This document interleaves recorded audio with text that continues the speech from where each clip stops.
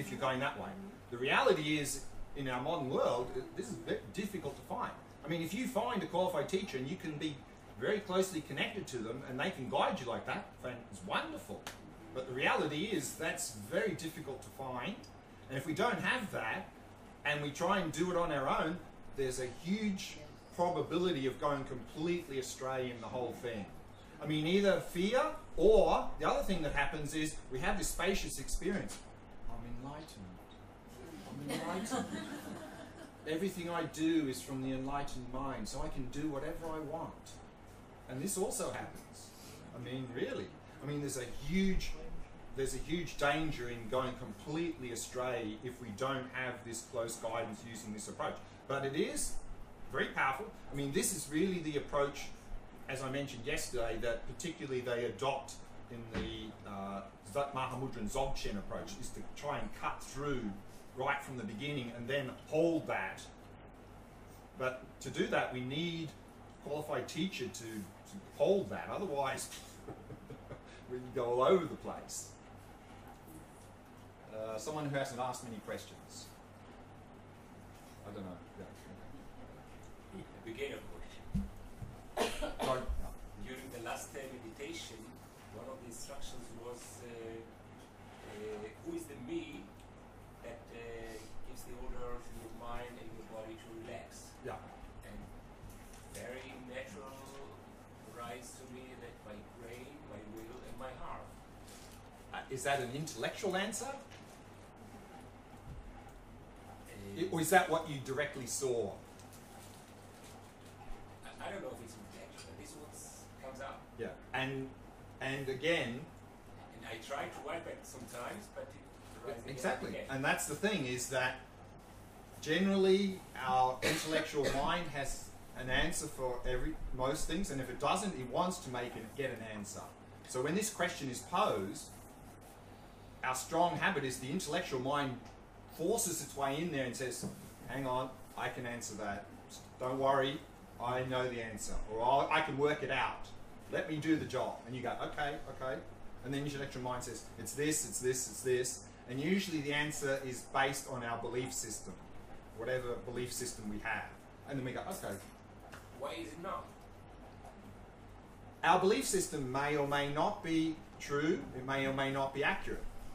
But whether or not, it doesn't matter, because what we're trying to do is just trying to find out the reality through experience, because it's not our belief system that's driving our behavior, it's our instinctive habits that are driving our behavior. And we're trying to see if our instinctive habit is accurate or not. So, you know, like the classic is impermanence. We all intellectually accept that everything we experience is changing moment by moment. Science has proven it 100%. We accept that. We believe that. That is very much our belief system. Is that how we relate to things in our daily life? That things are changing in every single moment? Experientially? No. If it was, our life would be dramatically improved. If it was, we would have virtually no attachment to anything pleasant, because there's nothing to grab, because it's just changing, we just enjoy it. And we would never have any aversion to anything unpleasant, because there's nothing to push against, it's just changing. But the reality is, we have attachment to pleasant things, aversion to unpleasant things, and that shows to us that how we experientially see things is completely out of sync with our intellectual understanding, in this case impermanence. We are instinctively seeing things as quite stable and not really changing. And that's how we relate to them. So if we want that impermanence to have an impact in our life, we need to bring it from here to here. We need to meditate. We need to do this Vipassana practice to taste it in meditation. Then, outside of meditation, we'll start to experientially see things as flowing. Then our lives will dramatically change and improve. So same with this, is that if we can bring into experience how I exist, it will dramatically improve our life. Our belief system may be in accord with that. Our belief system may be a good belief system, but still, even if it's an accurate belief system, it's not helping us. It's not helping us. Yeah, down the back there. I had some sort of realization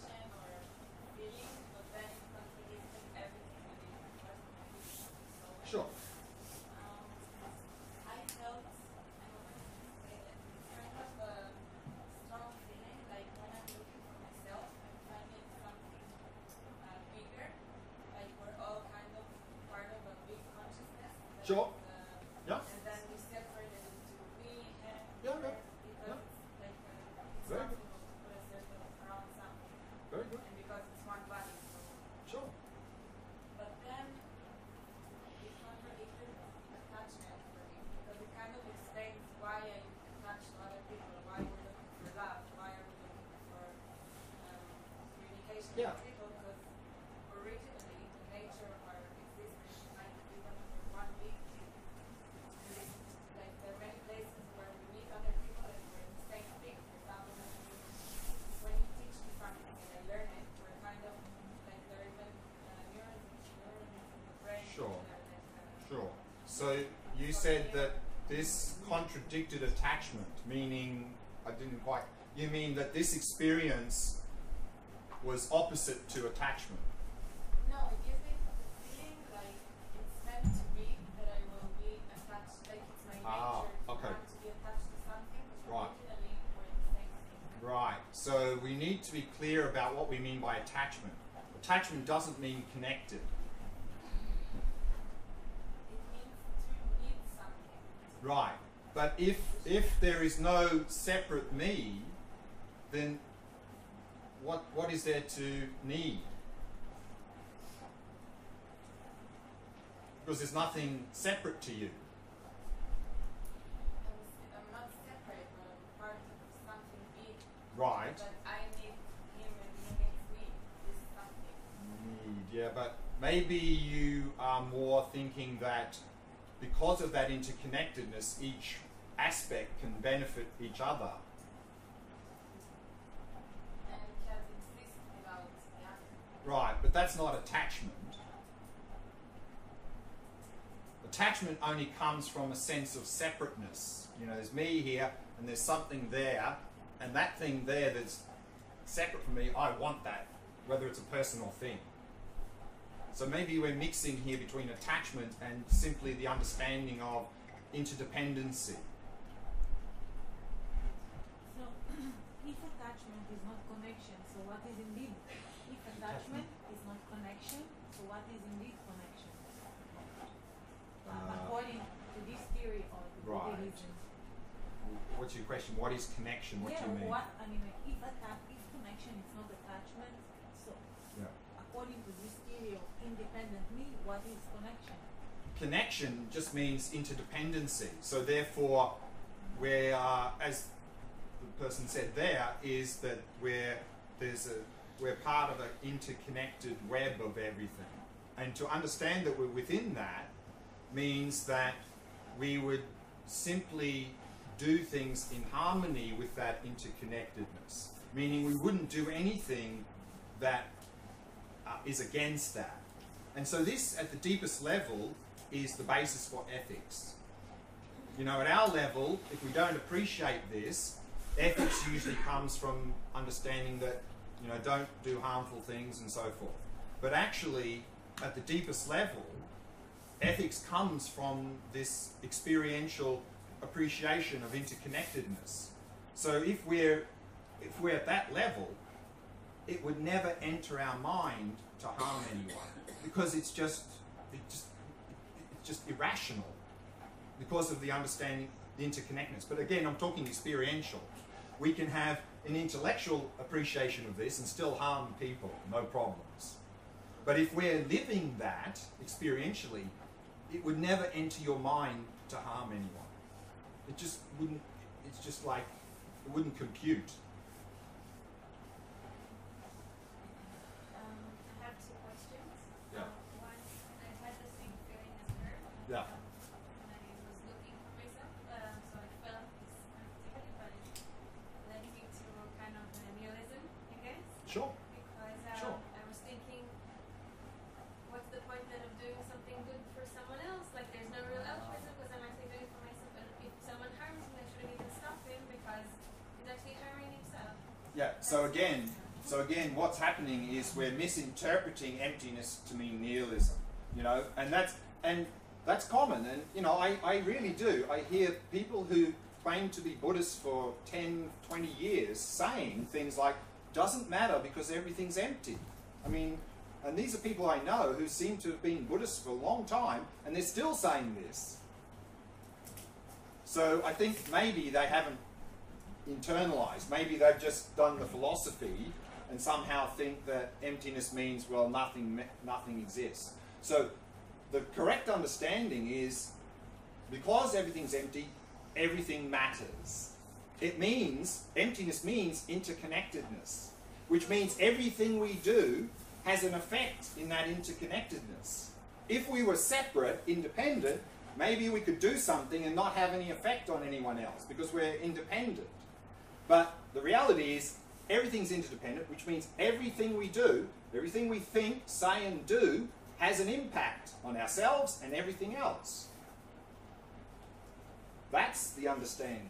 Which means that if we come to realize emptiness, and we come out of that experience, and that experience is still affecting our mind, the natural expression of this, without thinking about it, the natural expression is loving kindness and compassion.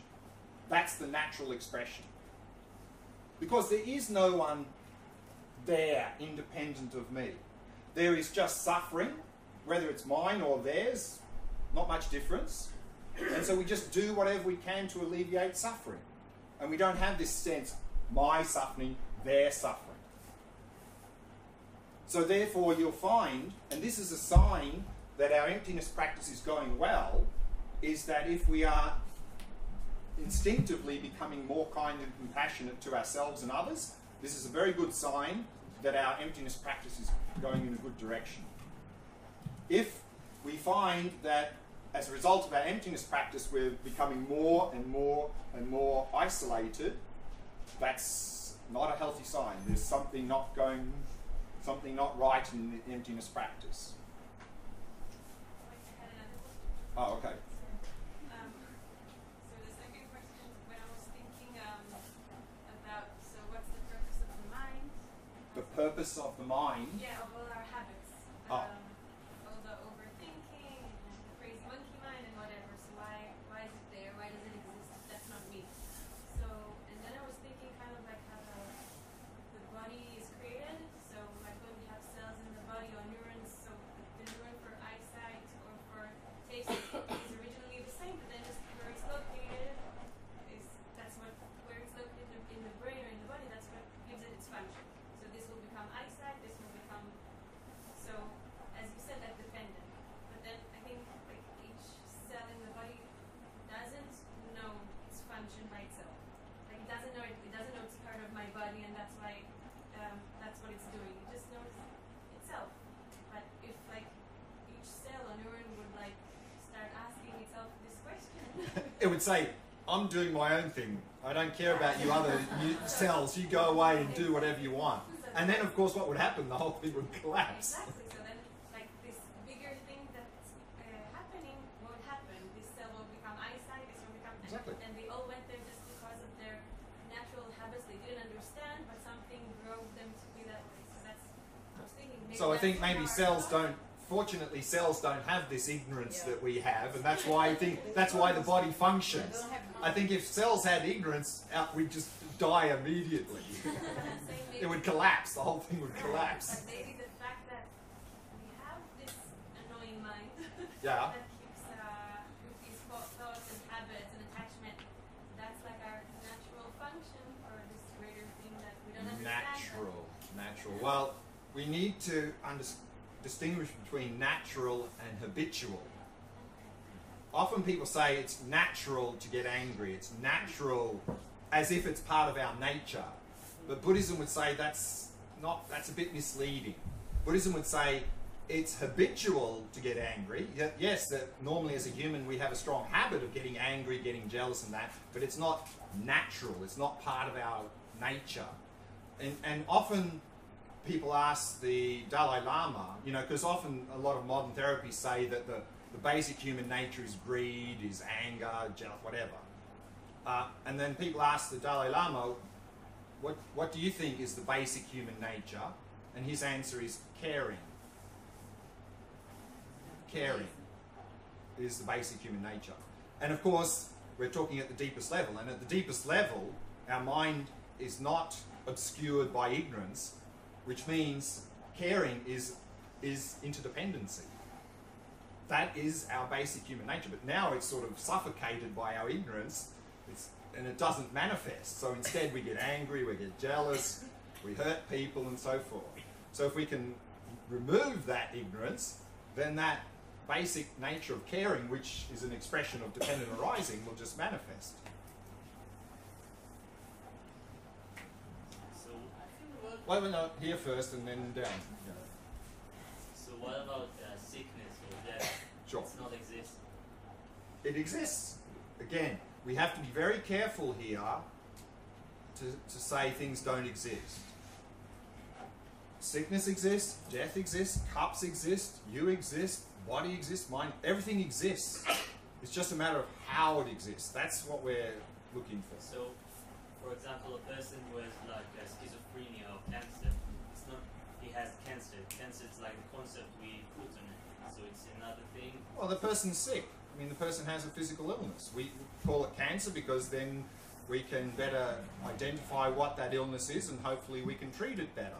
If we don't identify it clearly, then we can't really do much to try and overcome it. So that's okay. Yeah, but we decide the name and the characters. And what we decide is based on functionality, whether it's useful.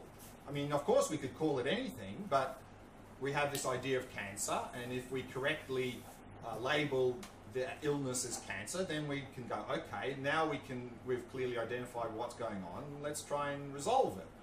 I mean, we can apply some other label, but if that label is some other thing that doesn't match the basis, then of course we haven't got a chance to cure that.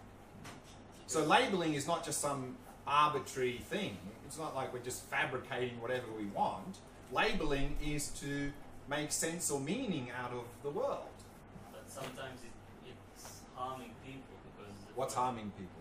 For example, people with mental illness, there's a lot of like labeling on the habits or how they will react to situations and stuff. But again, labeling is not the problem. The problem is cognitive fusion. That's the problem. And with cognitive fusion, instead of just applying a label, we stick the label to the person. No? Bad guy. Rather than there's a person who did something bad behavior, bad guy. And then of course we judge, we condemn. So nothing wrong with labeling, as long as we understand it's labeling. Because labeling means perspective. And there are many perspectives on things. As long as we appreciate that, it can be good to have different perspectives. But soon as that label gets stuck to the basis, and we do cognitive fusion, then it becomes fixed and static. Then we're in trouble. Then we have all these problems. The brain is something physical, Yeah. but the function of it is non-material. The function of it. The results of a working brain is non-material. What do you mean? I don't understand what's the difference between mind and brain. I was walking with my grandson, Yeah. and he just walked in the wood silently and suddenly asking, "What are you thinking about?" And I said, "Nothing." He said, "Are you stupid?" So what is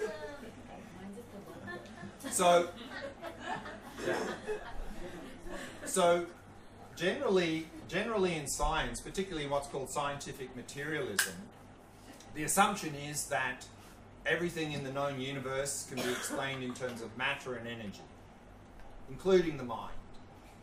So in this area of scientific materialism, usually they explain the mind as either the brain, function of the brain, or what's called emergent property of the brain.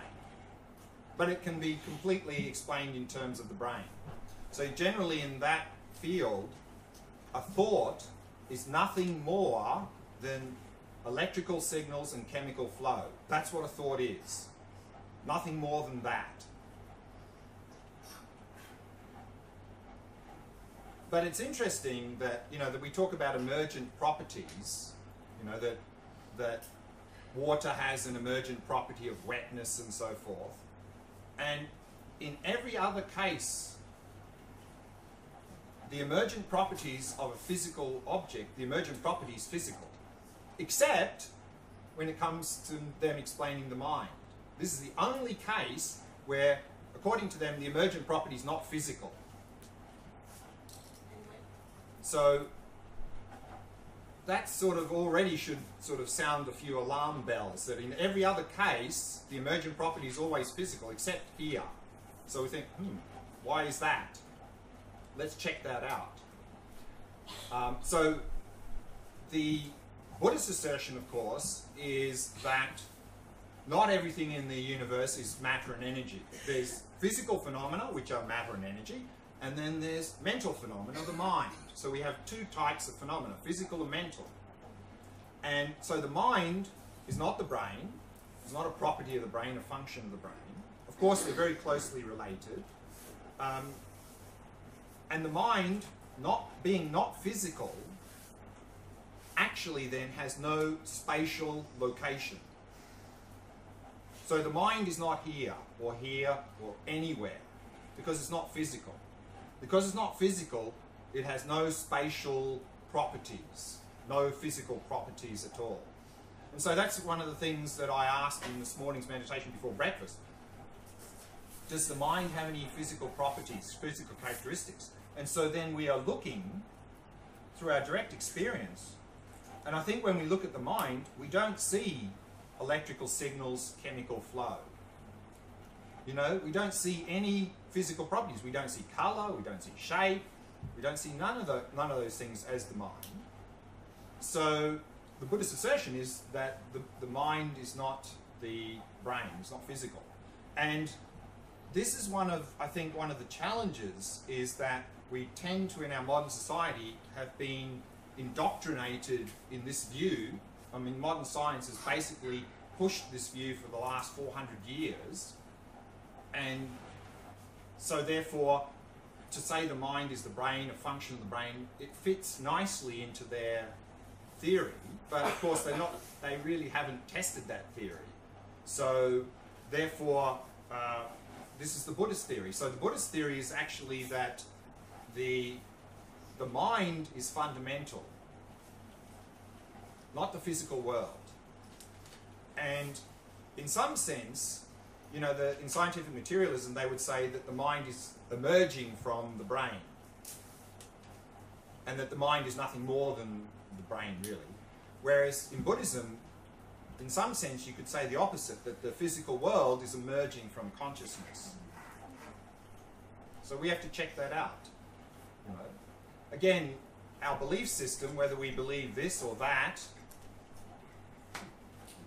it's not much help. I mean, this is one of the things, is that there are, of course, many philosophers, and many of them have very smart ideas about lots of things, but often when they present their ideas, there's no way to test it empirically. It's either you look at it and go, yeah, that makes sense, I'll accept that, or no, that seems, I'll forget about that.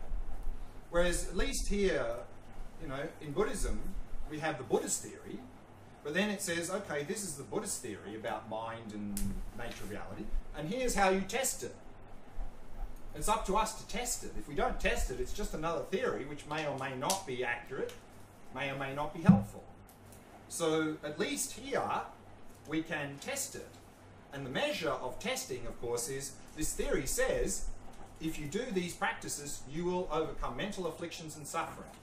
So if we do the test, and that's the result, then that will confirm the theory. But unless we do the test, it's just another theory. So you asked us to look deep in the mind and Yeah.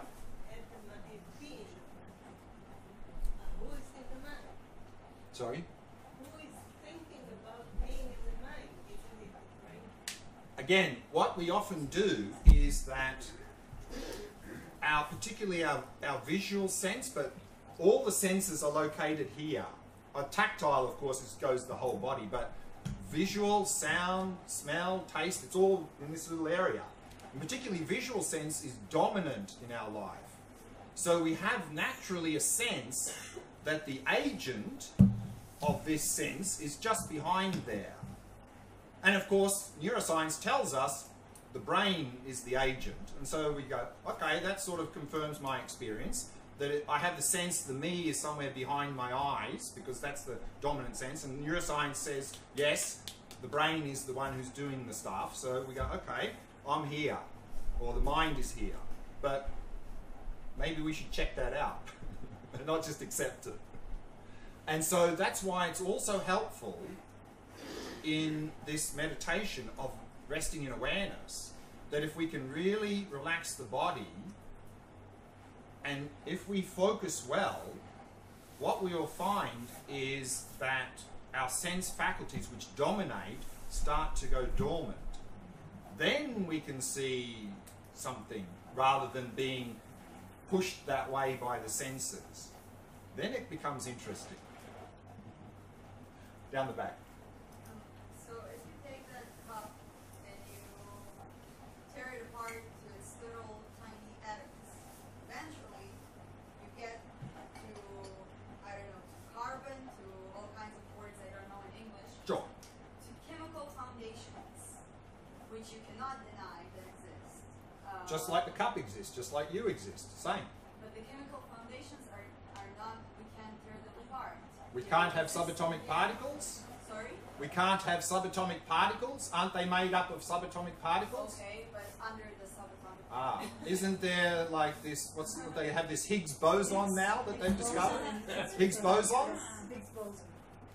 So we've got Higgs bosons.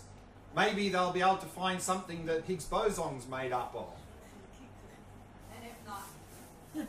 If not, it's probably because of a limit of technology. Because I think also in the physical world, everything has parts. No? That goes all the way down. Whether we can physically separate the parts, not relevant. But everything has parts. Doesn't it? We keep going down, down, down, down. At the moment, through technology, we've managed to get down to things like Higgs boson and quarks and mesons and all these sorts of things. But also, and when we talk about these things, Higgs boson and that, I think often when we hear about quarks and that, we have sort of this simplistic idea that it's some little sort of solid thing. There's lots of these little solid subatomic particles that make up one bigger thing. But I think no physicist would accept that subatomic particles or even atoms are solid things. No one would accept that. My thought was that there were things existing long before we were here to give them names. As her question yesterday about gravity. We have to think about that. And it's a very interesting article, and this relates to quantum physics. And I think it was a paper written by Stephen Hawking and another quantum physicist. And basically they were saying there is no fixed, independent history of our world. This is their assertion, because they're applying quantum physics at the macro level. And they're saying that in this paper, which came out not long ago, that every possible history of the world exists in what's called a superposition state, and when we take measurement, one of those collapses and then we have a history. So basically they're claiming there is no fixed history of the world, that we determine our history. It's very provocative. Yeah, I've heard about that. Yeah. Okay, then I'll ask you another question. Now you answered me based on physicists, but just a moment ago you took a neuroscientific fact and said let's check it. So do you rely on science or not in Buddhism? Sure. I mean, if science has got facts opposed to assumptions, yes, we can rely on those. And we do, in medicine and all sorts of things. Wonderful and very helpful. But I think it's not a fact that the mind is the brain. That's not a fact. It's an assumption from that perspective. So we need to investigate these assumptions. And so generally... The existence of mind is also an assumption. Sorry? The existence of mind is also an assumption then.